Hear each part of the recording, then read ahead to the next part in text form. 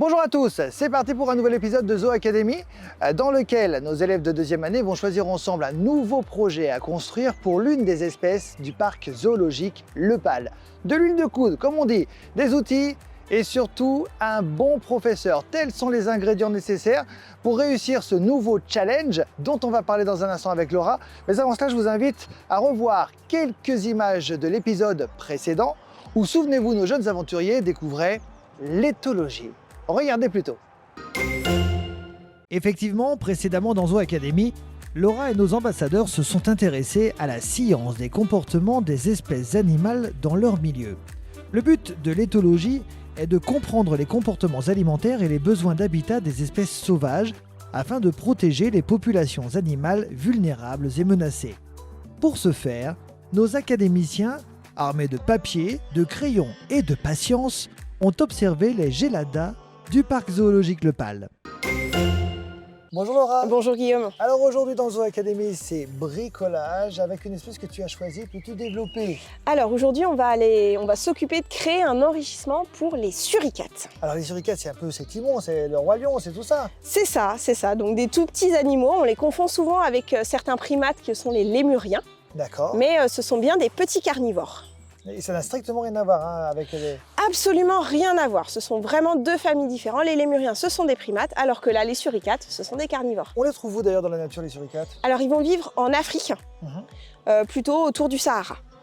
Aujourd'hui bricolage, aujourd'hui enrichissement et puis ensuite peut-être que d'ici la fin de l'émission on pourra même voir les enrichissements mis sur place. Eh bien c'est le but, on va aller les bricoler et ensuite les installer. Alors on ne va pas perdre un seul instant, ce serait dommage de perdre notre temps à discuter, plutôt allons regarder cet enrichissement, merci.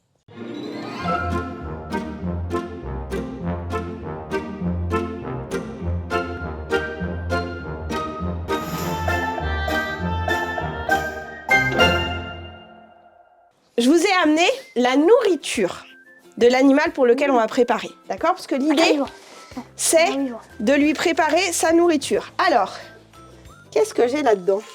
Alors, Oh purée. Des vers, qu'est-ce que c'est? des primates, des suricates. Alors, qu'est-ce que c'est que ça déjà? Des vers. Il y en a un qui veut sortir. Ah oui, bon, t'inquiète. Hop, voilà. Ça s'appelle des morios, ceux-là.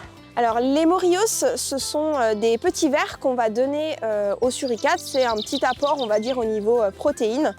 Donc, qu'on leur donne tous les 2 jours à peu près. Alors, qui c'est qui mange des morios au parc chez nous? Les primates. Les primates. Et qui d'autre? Les suricates. Les suricates. On va Et faire alors un truc pour les suricates. On va faire quelque chose pour les suricates. Ah ouais. Un suricate, c'est une petite bête qui est insectivore. On le retrouve également dans le roi lion sous le nom de Timon. Avant de commencer le bricolage, on va juste se rappeler un petit peu les suricates. Donc ils sont, c'est quoi leur régime alimentaire? Insectivore. Insectivores. Alors ils peuvent manger d'autres choses aussi. On dit qu'ils sont insectivores à tendance omnivore. Ça veut dire que leur régime de base c'est plutôt les insectes, mais ils peuvent aussi manger d'autres choses. Donc, objectif du jour, créer un enrichissement pour les suricates pour cacher de la nourriture. Donc, vous pouvez aller chercher vos gants et on va se mettre à réfléchir.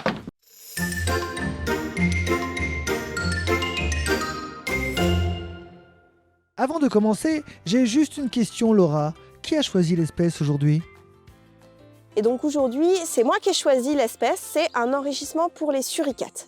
Le but, c'est vraiment d'avoir quelque chose pour leur donner à manger de manière un petit peu différente et les inciter à chercher un petit peu leur nourriture, puisque les suricates, c'est des animaux qui sont plutôt insectivores dans la nature, qui vont passer beaucoup de temps à chercher leur nourriture.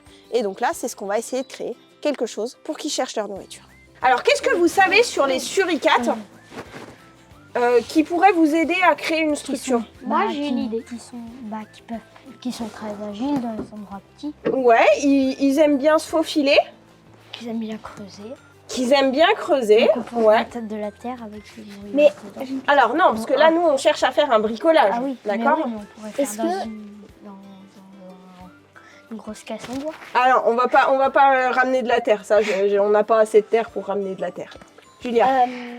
Est-ce qu'on peut mettre des enrichissements dehors, enfin là où on Alors, pose Ça peut être au choix dans le bâtiment ou dehors, Oh, pas de- sachant qu'aujourd'hui, ils ont accès à leur enclos. Ah, Donc voilà. c'est vous qui allez choisir si on le met dehors ou dedans. Moi, je pense La que seule consigne, c'est que c'est obligatoirement quelque chose pour mettre des Morios, puisque c'est leur repas d'aujourd'hui, enfin c'est une partie de leur repas d'aujourd'hui. Et après, il faut juste pas que ce soit quelque chose qui leur permette de sortir de leur enclos. D'accord? Donc les grandes tours ou des choses comme ça, ça c'est pas possible. Voilà, les échelles pour sortir des enclos, on évite. D'accord? L'idée c'est vraiment que ce soit quelque chose pour cacher la nourriture à l'intérieur. Des petits bambous et on met les bambous dedans. Alors, les petits bambous pour mettre des Morios, ça peut marcher. On va laisser nos ambassadeurs réfléchir en toute tranquillité à l'enrichissement qu'ils vont proposer aux suricates. Pendant ce temps, découvrons un peu cette sentinelle du désert. Le suricate vit en colonie, pouvant atteindre 30 individus qui vivent dans le même terrier et sont très solidaires. Pour rechercher sa nourriture, il doit creuser très profondément dans le sol. C'est pourquoi des sentinelles se relaient toute la journée pour donner l'alerte. Bon les copains, où en est-on maintenant dans la recherche de mon futur joujou? Vas-y, Julia. sur la plaque ronde, sur le bois, Ouais. on met plusieurs bambous. Alors, tiens, voilà notre plaque ronde. Tu voudrais les mettre comment, les bambous? Tiens.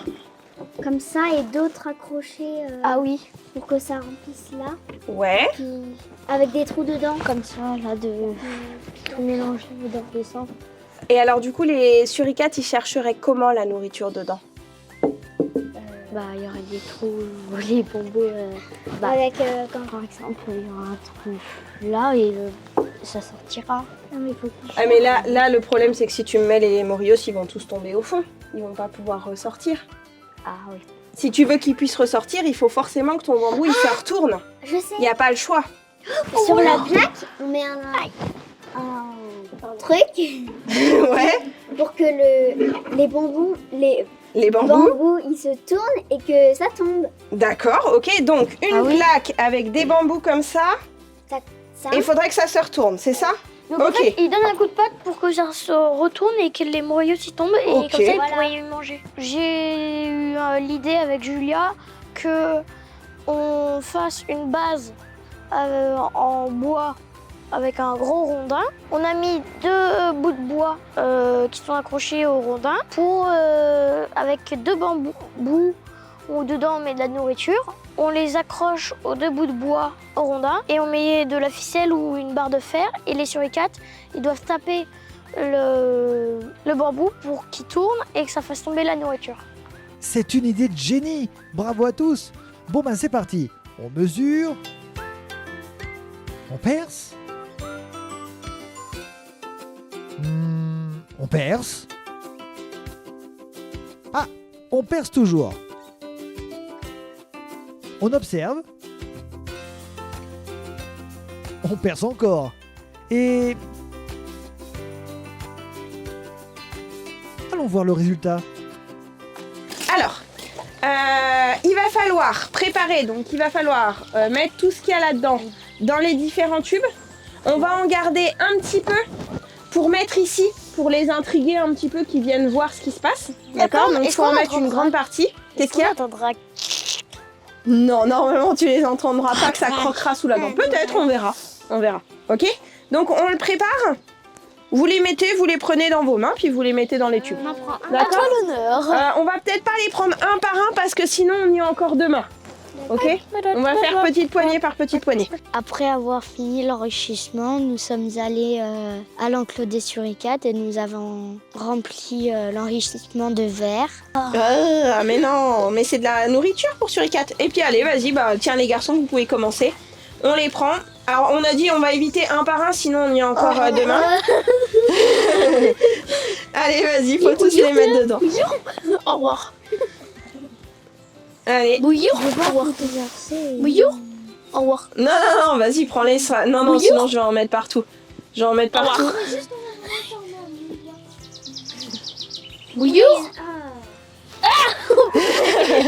Allez, vas-y, c'est pas grave. Mais tu m'as dessus. Mais non, il s'enfuit pas. Allez. Ah, j'ai cru que j'allais en tuer un. Mais non, fais attention. Ça se mange. Oui, en vrai, ça se mange. Allez.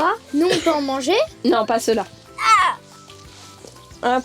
Mais il y a des pays où ils en mangent, hein, c'est des très bonnes sources de protéines. C'est pour ça qu'ils en mangent les suricates, parce qu'ils sont intelligents. Allez Léonore, tu aides un petit peu à les mettre. Allez vite. Alors, où est-ce que je les pose? Tiens, je commence avec celui-ci. Là, pas trop loin?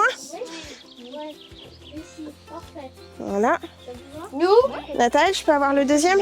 Merci. nous on pourrait, enfin je sais pas. Ce qui a été drôle, c'est que les suricates ont tout de suite compris comment attraper les vers de farine. Et pour cause, le suricate est doté d'une excellente vue. Par exemple, en milieu naturel, il peut distinguer de très loin un rapace d'un vautour. En tout cas, dès l'arrivée de leur nouvel enrichissement, nos sentinelles du désert n'ont pas perdu de temps à trouver l'apport en protéines offert par nos ambassadeurs et se sont délectés de quelques morillos supplémentaires. C'est donc une mission réussie. Les amis, c'est terminé pour aujourd'hui. Rassurez-vous, je vous le promets, on revient très vite pour un nouvel épisode de Zoo Academy. Pour vous mettre l'eau à la bouche, voici les prochaines images. Je vous embrasse et je vous dis à très bientôt. Ciao, ciao! Dans le prochain épisode, nos académiciens en 3e année se lanceront dans une mission palpitante, la mise en place de l'habitat des lycaons à quelques jours de l'ouverture du parc zoologique Le Pal pour la saison 2024. Armés de connaissances, de détermination et avec l'aide de Laura, nos ambassadeurs vont apprendre l'importance de créer des habitats sûrs et confortables pour ce canidé carnivore d'Afrique.